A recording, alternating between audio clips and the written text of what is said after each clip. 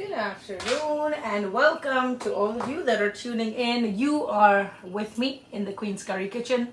I am in Queens and I'm making curry in my kitchen. How cool is that, right? Today I'm not making anything that qualifies technically as curry, even though I will give you a look at the things that I've made for the week. So I will bring you in and I'll show you all of that. But right now, what I'm making is actually a delicacy from the northern region of India, and it's called Sarson ka Saag. It is also known as mustard greens. I have done some prior prep, which I'll be able to tell you about, but then the next process that comes after is something that we're going to start out with, and I will let you know what is the perfect pairing of the bread that works with this green, okay? So we do use a thickening agent in this recipe, and it usually is corn meal, right? So the not cornstarch but corn meal, the kind of cornmeal that you get for arepas, that's what we use. I don't have that today, so I'm just going to use a little bit of wheat flour. If you have cornmeal, it gives a beautiful texture and flavor to your mustard greens. So it's called makki ka aata. If you go into the regular supermarket, you will see it as arepa flour, maize, that's what it's called. If you don't have that, you're going to use just good old wheat flour or regular atta. So I'm going to do that. I do see that you're tuning in. If you want to be acknowledged or you want me to say hello to you, please drop a comment so I will know who you are. I can see the number of people, but I just can't see any names at this time. So if you tell me your name and let me know where you're tuning in from, I'm very happy to greet you and welcome you. Good afternoon to everybody that's tuning into the Queen's Curry Kitchen. I am Chef Nupur, Miss Nupur, whatever you want to call me. I'm the owner and the chef at Queen's Curry Kitchen, a plant-based meal delivery service right here in New York City. We serve Indian home-style food, literally ghar ka khana, to flavor-loving New Yorkers in Manhattan, in Queens, and in limited parts of Long Island. Okay, so I'm just going to start with dry roasting this. Hello, Mary Jones Verbowski. Hello, hello. I think you are new here, so welcome. Pushpa Jaju is watching. So hey, Pushpa, good afternoon. Let me know where you guys are tuning in from. It will be really lovely to see where all in the world do flavor lovers exist, right? So I'm just going to gently, slightly dry roast this flour, and I will roast it till it's nutty. Let me also show you some of the prep that I've done before with the mustard greens. So I basically oh, thank you, Mary. Yes, it gets kind of tricky, and you know, I live in a very Russian neighborhood, so I have a lot of Russian neighbors, and so these names are very, very popular. These kind of last names that are very similar sounding are popular in the neighborhood that I live in. So I guess I owe it to my 25 years of living in Queens. But thank you for acknowledging that. So this is the pre-prep that I did. This is your, regular broccoli rabe. Some places sell it as mustard greens. If you can't find broccoli rabe, you can go to an Asian supermarket like the Chinese grocery stores, and you can buy mustard greens, and you will see they have long leaves and they have little yellow flowers. This one actually has a tougher stem, so we don't use the stem, we only use the leaves. I chop them and then I put them in my instant pot with one green chili. I use the long hot pepper. If you like heat, you can always use the smaller chilies that have more heat. I put 2 cloves of garlic and a knob of ginger and a little bit of salt, and I boiled it in my instant pot for 7 to 8 minutes, and then I just let it sit there. After that, I went in with my masher and I mashed it down. So it's not exactly supposed to be puree, but it's supposed to be well mashed, right? So I may go in and mash it a little bit more. Let me just get done with dry roasting this flour. Okay, now it's quite aromatic, so that's how I know that it's time to take it off the flame. Now, if you're vegan, you can make this recipe with oil or coconut milk, coconut oil, or any regular oil that you use. But the beauty of a good sarson ka saag, which is a very hearty dish that's actually eaten in Punjab, where a lot of the mustard greens are grown. It's a very agrarian society in Punjab. A lot of the people are farmers, right? And this is one of those dishes that is exclusively made, and in Punjab and in India, making saag is an entire day's project, right? So most people, as they get older, they shun away from it and they don't do it as often. So when they make saag, then they don't make anything else. And apparently, it's supposed to taste better the next day. So I'm going to be using ghee. So there are some pointers that I'm going to tell you along the way when you try to make mustard greens. It's basically just the tempering of the mustard greens that makes it special the way it is. And I'm going to show you all the tips and tricks that I use. Okay, so be generous with the ghee. Our grandparents used to say that ghee is the thing that really helps the goodness of the greens to go into your bones or whatever. I don't know how true that was back then, but there are some components in our greens that are oil soluble and not water soluble, which means the absorption of it does definitely depend on the oil that you need for cooking it. Hi Gautam, come and eat some sarson ka saag with me, okay? All right, so some of the pointers in sarson ka saag: don't be shy of using garlic, like a lot of garlic. And don't be shy to use ginger. Don't use ginger paste or garlic paste because it's not quite the same as getting pieces of these in your mouth, right? So this should actually, I should actually chop it a little bit more. So let me just quickly do that and I'll be back. So the more you chop it, the better of a texture you have, the better mouthfeel you have. It's a really good taste profile. Take the time to chop the onions and chop the garlic. Don't use store-bought ginger garlic paste. It's really not the same. Okay, so really quick chop. I'm back here. Okay, I also like to add some cumin seeds for good measure. I just like the texture of it. I like the flavor of it. Yes, so Gautam knows the perfect pairing. He's saying he will eat it with makki ki roti, which is the Indian version of the corn arepas. Okay, so it's made with maize flour. The first thing that goes in is a lot of ginger. As you can see, a lot of garlic. Like literally it should just have the taste and flavor of ginger and garlic. It should have some onions for a mouthfeel, for a different texture. We are going to saute this for a brief few seconds. I'm also going to be combining this mustard greens with spinach, and you can use fresh spinach that you've pureed, you can use frozen spinach, you can use whatever kind of spinach you want. I usually do the mustard also from the can with this brand, and I think there is a YouTube video on my website where I've used the Mitchell's brand mustard greens, and it has a taste that's very similar to the kind of greens that you get in India. So if you haven't tried that, you can. When you do that, then you're going to absolutely eliminate the step of boiling it and, you know, mashing it or whatever. You will eliminate all of that, right? So into this will go some onions. Now make sure the onions are not too finely chopped. You definitely want the texture. And this is one dish where we are not going to caramelize the onions, okay? We are just going to soften it enough, but we are not looking to caramelize these onions. We want to keep them a little bit intact so that when you eat it, you're not getting the feel of baby food in your mouth. It shouldn't taste like puree. It should really just have a pleasant bite, but the onions should not be strong. And the way to do that is to cook it down till it's translucent and then use it, then add the rest of the ingredients later. One other ingredient that I always add in my saag is hing, and this is asafoetida. If you are gluten intolerant or if you have celiac, do not use this brand. This brand usually has gluten. So in the health food stores, you will find hing that is gluten free, and that might be better for someone who has a gluten allergy or gluten sensitivity. This one has gluten. You'll see, like it says on the back, it says gum arabic and wheat starch. I'm going to continue to saute. If you guys have any questions about Indian food in general, about your experiences making saag at home and, you know, what it feels like, any memories associated with eating this. Hello Kina, good afternoon, welcome to the Queen's Curry Kitchen. I am making mustard greens, and here's the tempering that I'm creating for it. Saute the onions till they are translucent. I do have some tomatoes that I've chopped up.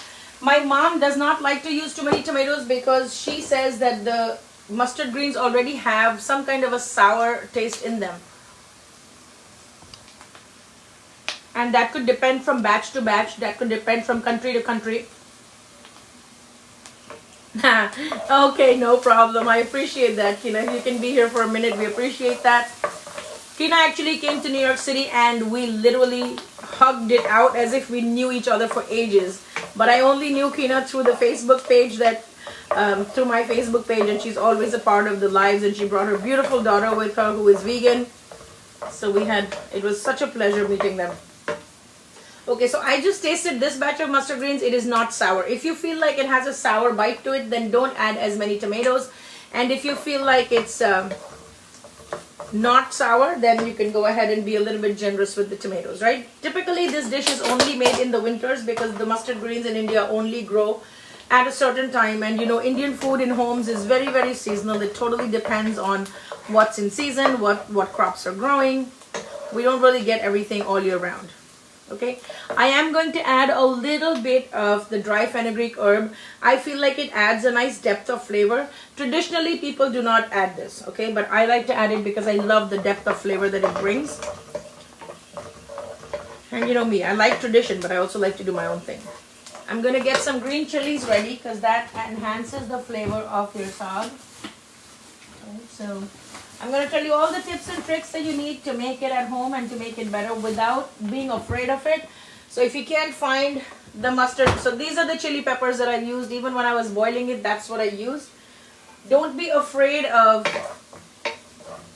making it at home. It may not taste like your grandma's, but at least you'll start somewhere, right? So don't be shy of trying out these kind of things. Okay, so you can see the onions are pretty much translucent. I think it could go in for a little bit more till they're a little bit more clear. Do not use red onions for this recipe. Preferably use white onions because red onions tend to make all of your dishes very black. They just deepen and darken in color, so they don't have that sweetness. Let me see if I can find a masher in here.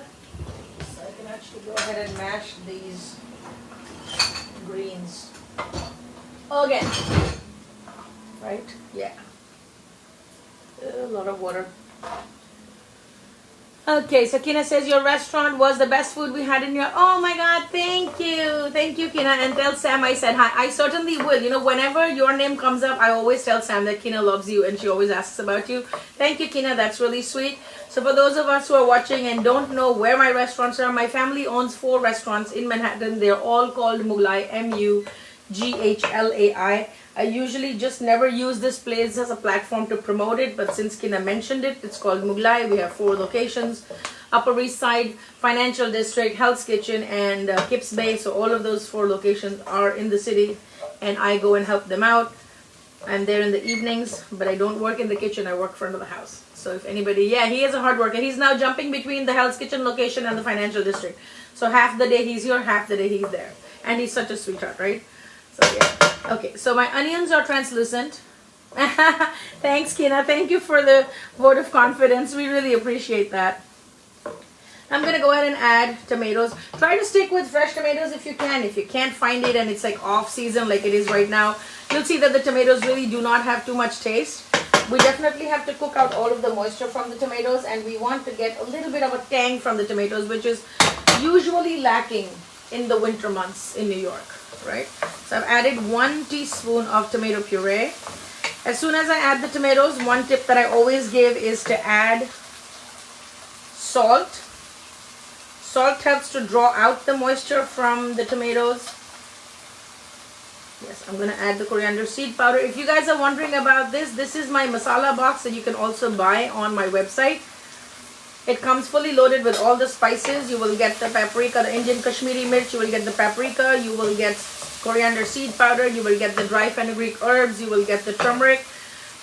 You will get the Indian curry powder, which is the Kitchen King, and you will get a homemade garam masala. So I don't include salt because I know everybody has salt, but I give you 6-7 other spices so that you can really enhance your Indian cooking experience. You will also get cumin seeds, which look like this.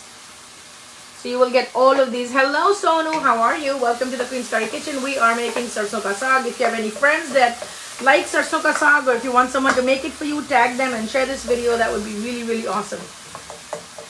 Now we don't want to make this too pasty. However, we want to cook down the tomatoes so that the onions and tomatoes taste good together and nothing should be raw. By now you can smell that the garlic and the ginger have really incorporated very nicely into the hot oil. And the fact that I added a little bit of the kasuri methi or the fenugreek, I like the flavor of it. I feel like it really has a very earthy taste, and I love it in my winter dishes because it's a great herb for warming the body. Okay, so hello Melanie, good afternoon, how are you? I think it's evening for you already where you're tuning in from, right? Okay, so I'm just going to saute this for a little bit. I added a little bit of the coriander seed powder. Now I'm going to go ahead and add some paprika to this. Some people like to add turmeric, some people don't like to add turmeric. So I'll just add a little bit. And the minute you add the spices into this paste, you can actually smell the deliciousness of it. To prevent your spices from burning or sticking to the bottom of your pan, always add a little bit of water. In this case, I'm just using the leftover water from the sarson ka saag or the mustard greens that I boiled. Hello Taj, how are you? Good afternoon. We are coming to you live from New York in Queens, and I am making sarson ka saag.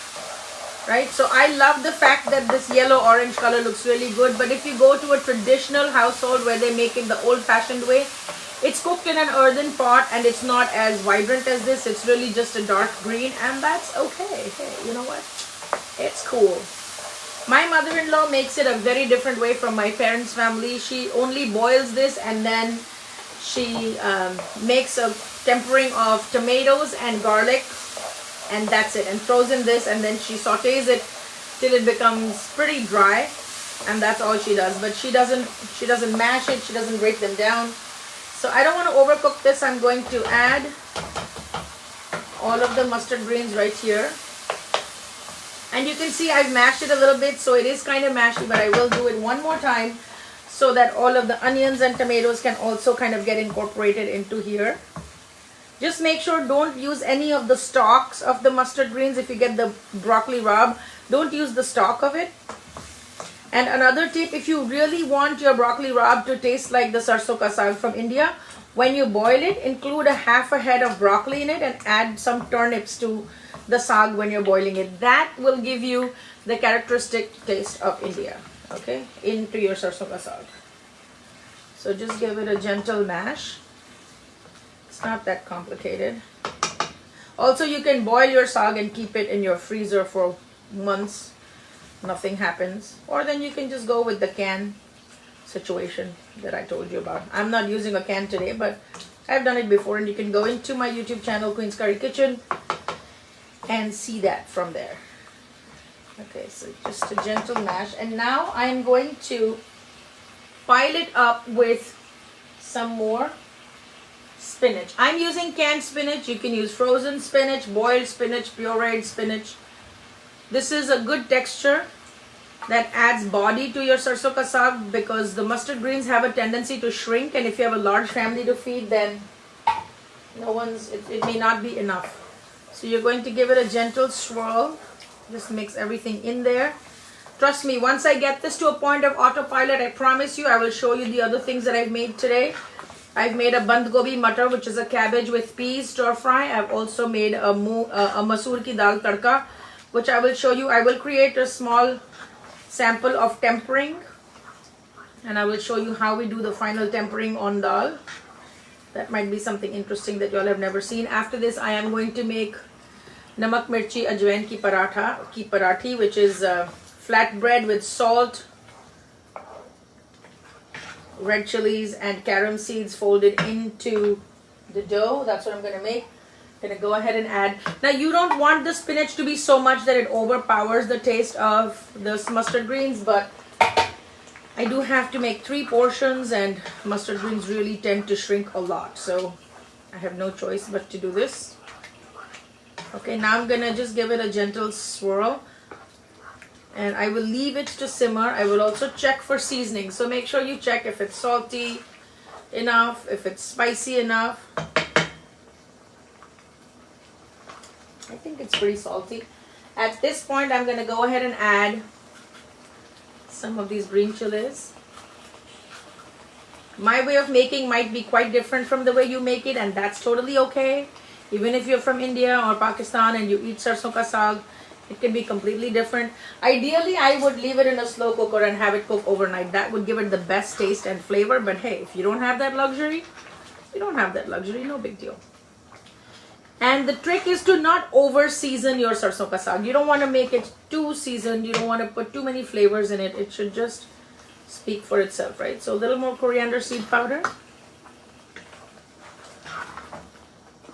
I'm not using any exotic spices in here. It's just ginger and garlic, no big deal. Right? Now I'm going to add some ginger juliennes. They give a really good taste. And I'm going to add some cilantro, mostly the stems, finely chopped. And then I'm going to drizzle some ghee. And I will cover it. Add a little bit of the fenugreek herbs. This is my dry fenugreek herb. And now it's going to simmer at a very, very low setting. There's like literally saag all over my stove. Don't ask why, it's just there. Just do a quick wipe down. Okay, now who wants to see what else we've made? Actually, I should make the second tempering for my dal. And I should show you that instead of, you know, dilly-dallying or wasting time. Okay. So let's go ahead and make the second tempering for my dal. I can show you what the dal looks like right now. And I've made pink lentils, right? So I've made it in my Instant Pot. And then I did a tempering of ginger, garlic, onion, tomato, cumin seeds. You can see this is all fresh. Cumin seeds, fresh tomato. This is already done. And I also put asafoetida. I've kept it a little thin because once I put it in the fridge, it's going to thicken up a little bit. If you like your dal thicker, then don't add as much water. Also, if you add water to thin it down, then adjust your salt and seasonings accordingly so that it's not bland. There you go. And I created the tempering in a little bit of oil. I have not used any ghee or butter in this. If you're vegan, this is really a great dish. If you like the things floating in the dal, you can always run it through a stick blender and make it into a soup. Or you can feed it to little kids. They absolutely love it. It's a great comfort food for them. You can add some ghee to it before feeding it, or you can put butter. It's totally up to you. Hello, Shakila. How are you? Welcome to the Queen's Curry Kitchen. The other dish that I made today is the cabbage with the peas, and I've made 3 portions of it. This was from 1 head of cabbage. I've made 3 portions. I don't put any. Okay, so I've cut down on adding potatoes to everything. If you are from the north of India, or if you're Punjabi, then you know that we add potatoes to everything, right? We add potatoes to aloo gobi, bhindi aloo, everything has aloo. So anything that has aloo, I've literally tried to cut down and redesign those sabzis and redesign those stir fries to make it a little less starchy, right? It's just the more conscious way of eating. I'm going to switch my pan around so that you can keep an eye on this, and I will make some room over here so that when I come back with the tempering and put it on top of the lentils, you should be able to see what it looks like, okay? So just bear with me for a moment while I scoop up some lentils and bring them into this with my ladle. One moment, please. I'm here. I did not go anywhere, darlings. I'm right here. I just want to show it to you as it happens. Like if you're going to put stuff in the fridge, how are you going to eat the same thing if it doesn't taste fresh? How do you freshen it up? I'll tell you all the tips and tricks about dal. If you want to see which dal I've used, I can show you that as well. So dal is like the simplest comfort food for all of us Indians. I've yet to come across somebody who does not like dal. So when we come back after a long business trip or whatever, the first thing we want is dal and rice. Okay, so this is the dal. I've already put it in the container. And now I'm going to create the second tempering, which is going to be the visible tempering that you will see on the dal. And that's what keeps it very fresh and appetizing looking. So let's say you want to create a tempering for this. The second tempering will really consist of asafoetida, cumin seeds, and some ghee. And then to give it that nice color, I will use paprika or Kashmiri red chili powder. I will show you the trick to using the Kashmiri red chili powder so that you can derive maximum color from it, right? That's the trick. This is called a tadka or a bagar or a tempering, and this is one of the techniques of imparting flavor to Indian food, especially dals and curries. Okay, so I have a little less than a teaspoon of ghee that I've done it, put it in here. Keep some water handy because hell yeah, you're going to need that. Add in your asafoetida.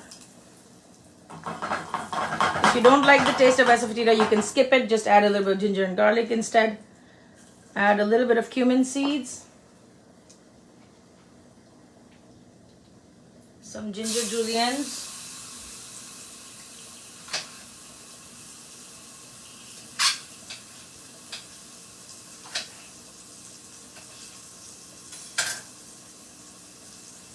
Roughly chopped green chilies. Okay, you will hear the sizzle, so you know that it's cooking. And the cumin seeds will impart more flavor as they roast, right? As soon as this happens, what you're going to do is you're going to lower down your flame. You will add just a tad bit of the paprika. Actually, no, let me add the fenugreek leaves first. So just add that for flavor. Add a little bit of the paprika or the Kashmiri red chili powder. Immediately turn off the flame. Add a quick splash of water. Ideally, you should cover it, but I just didn't have a cover. So just cover it for 2 seconds. That's the way to draw out the color from paprika. So when you use paprika or when you use Kashmiri red chili powder for your tadka, this is the way you're going to extract the flavor from it. So that when you spoon it on top of your dal or spoon it on top of the curry just before serving, this is what is called the rogan. When you see like all these rich dishes, it's not necessarily that it's been made with a lot of oil or ghee. This is the rogan, which is literally the garnish on top, right? And some old timers will tell you, like if they don't see the oil floating on top, they'll say, today your food doesn't look that good. My mother-in-law used to say that to me every single day. So trust me, I've been there, right?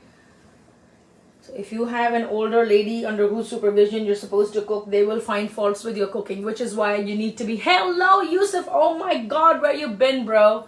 Meena Kumari ji, good afternoon. Okay, so this is the tadka that is ready. Now all I'm going to do is I'm going to spoon it over my dal. And when you go to all these fancy Pakistani restaurants or Indian Mughlai restaurants, this is what you see. It's nothing but ghee and Kashmiri red chili. Oh my God, it smells divine right now. Okay, not because I made it, but it just does. And if you want to spread it out a little bit, you sure can. Just swirl it in. So even if you're making your dal for the week and you have 3 containers of it that you're putting in the fridge, warm it up on the stovetop and then give it this nice tadka just before serving, and it will taste fresh every single time, right? And you can literally change the things the aromatics that you put in the tadka in the second tempering, you can change that for the same dal to taste different every day.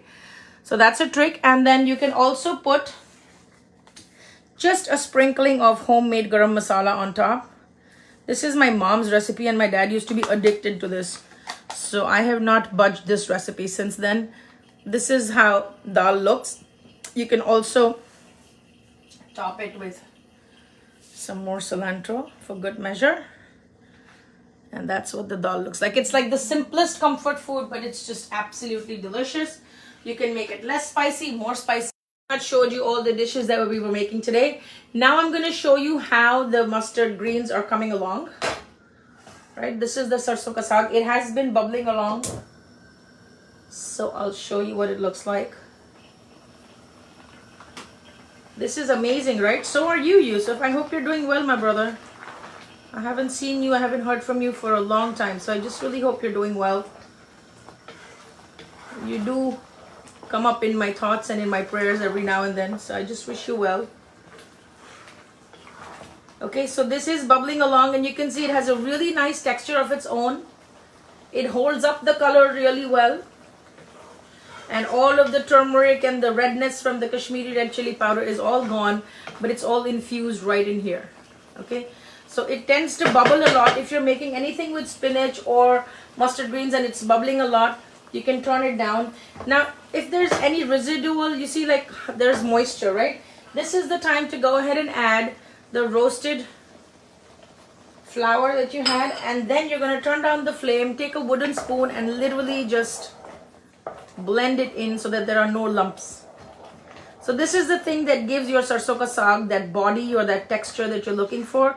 If you use cornmeal, it's really going to be very, very tasty. I don't have it today, so I'm using wheat instead. But if you use makki ka atta, if you use the maize flour or the cornmeal, it's going to taste really good. I can literally smell the green chilies from these greens, and it's very, very inviting.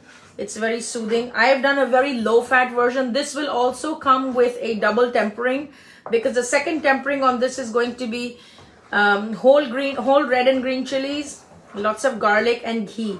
That's going to be the second tempering on this saag. So that's pretty much how it's done. Now I'm going to let this simmer. Some people like to add cream or white butter or homemade butter, because in India, in the north of India, in Punjab especially, every household has cows and buffaloes. So they have a lot of milk and ghee and butter which is free flowing in the house, and they cannot miss up any opportunity to add that back to their food, right?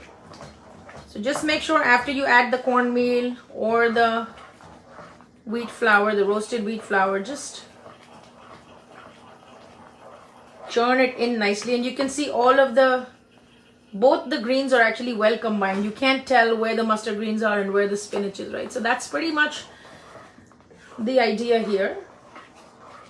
And I'm just going to let this simmer very, very slowly. And that'll be it. I will taste for, I think it could use a little bit of salt. Just a little. And greens tend to be a little bit salty just by nature. So be very careful when you add salt. Sometimes you can add a little bit and it's just going to go over the top, and you'll be like, oh my god, what happened? Like, I ruined the dish. No, you didn't ruin the dish. Just add salt very carefully to your greens, because they tend to be, they have a salty, they have a certain umami to them. So whenever you add salt to anything like this, just, okay, so that's that. This is going to simmer some more. And again, I'm going to add a little bit of ghee. Yeah, so sarson ka saag and ghee are like match made in heaven. I'm telling you, like, I'm just being very stingy about it. But if you go to like a village or down in the country, they will take ladles full of ghee for only this much saag, and they'll keep on putting it more and more and more. So I'm being very, very conservative about my ghee use, because we have to all watch our cholesterol levels and our calories and whatnot. Yeah, so that's that. This is going to simmer up, and after some time you will see that the ghee will come to the top, and the color of the saag will deepen, and so that's how you will know that it's ready to go. So I'm going to put it in 3 containers. That means I can have dinner 3 nights of the week. I can have dinner, and I may not use all 3 portions this week. I'm going to use 1 this week, 1 next week, and the week after. So that's the way to do it. You can make multiple things, and you can make them in larger quantities and stick them in the freezer, so that whenever you need them, you can just take them out, warm them up, and give them the second tempering. So the second tempering is the thing that's going to bring them to life whenever you're ready to serve.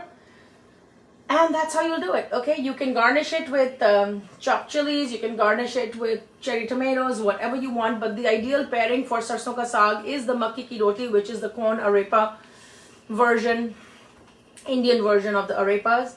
And also it is served with onions, like raw onions, and it is served with a lump of gur or jaggery, which is sugarcane juice before bleaching and crystallizing into sugar. So it's literally like a big blob of what looks like molasses. That's the closest that I can think of. I did have some here, but I'm not seeing it right now. Perhaps if I find it, I'll be able to. Okay, you know what? I actually find it. Hold on. Okay, so this is the pairing, the corn arepa with the mustard greens, and then this little thing, this is pure sugarcane juice. When it's boiled down, it's formed into these clumps and lumps, and this is called gur or jaggery. This is the brand that I'm using. I'm not particularly married to it, but this is just pure cane juice and nothing else, right? So a small piece of this, some white butter topped onto the saag, or a dollop of ghee or whatever butter. And that's about it. Perhaps in a future video, I should show you how to make the makki ki roti. Not today because I don't have the cornmeal, but one of these days soon, right? Let me know if you want to see any of the other Indian dishes that you want me to create on the live, and I'll be happy to do that. I do have a soup and sandwich class that I am designing. It'll be an online workshop. You will be cooking alongside me. You will get the recipe cards. You will also get the shopping list, and you will get a Zoom link, and we will all tune into Zoom at the same time and cook alongside. So if you're looking to enhance your Indian cooking knowledge or cook a simple recipe with me, definitely consider sending me a DM or a PM saying that you'd like to join the class. I will send invites to you. It's a paid class, which is going to be $20, and you have to get your own supplies, you have to get your own materials, and you have to set aside the time of day when we will be doing it. I have not yet determined the time of day, but it's probably going to be a Saturday morning, like around 11:30-ish, and we will do 2 soups and 2 sandwiches. So that's pretty much the plan. The class will last about an hour and a half. So that's the plan. If you would like to get a part of the class, send me a DM and let me know. Please sign me up for the class. I will send you all the information, and I'll send you the payment link and everything. I don't know what date yet. It might be the next weekend, but I'm not quite sure. I still have to firm up some things on my calendar, and then I will be able to confirm that. But even if it doesn't happen immediately, your payment is secure, and whenever that class will run, we will let you know. Send a DM if you'd like to be a part of it. If you have not checked out my website, check out queenscurrykitchen.com. All of the classes that you can take online with me are on there. Some ebooks that can help you along in your Indian food cooking journey are also there, and you will also find a free download to a chana masala recipe, which is absolutely the bomb. So it uses very few ingredients from American supermarkets, and you can still make a good chana masala at home for your family. Definitely check out all of that. And if you live in New York City and you crave the taste of homemade food, definitely give me a call or send me a DM. Check out our website, queenscurrykitchen.com. The weekly service is on pause right now because of the holidays and catering orders, etc., but it shall resume soon. So get on to the mailing list so that we will send you the email blast every time the menu changes. On Wednesday, you will get updates about what you will be eating the next day. Tuesday is the delivery day for all of the weekly items. I am taking some custom orders right now, but they're also subject to availability. So if you really have a party that you need to cater, or you have an event that's coming up, or friends are coming and you want food, I got you. I have availability for that. I'm not really doing the weekly menu right now. It's on pause for now. I will let you know when it resumes, okay? So do check out the free Chana Masala download. queenscurrykitchen.com is your page. This is your girl. I'm your chef in New York. My name is Nupur. I own Queen's Curry Kitchen, and I'm also the chef. So if you like Indian food, if you want to learn more about Indian food, if you've always loved it but don't know how to make it, this is the page you need to follow. Follow the page. Turn your notifications on so that whenever I'm going live next, you will know about it. Until next time, be blissful and flavorful. I will see you real soon. Let's going with this as the last closing scene of today's live video. Take care and goodbye.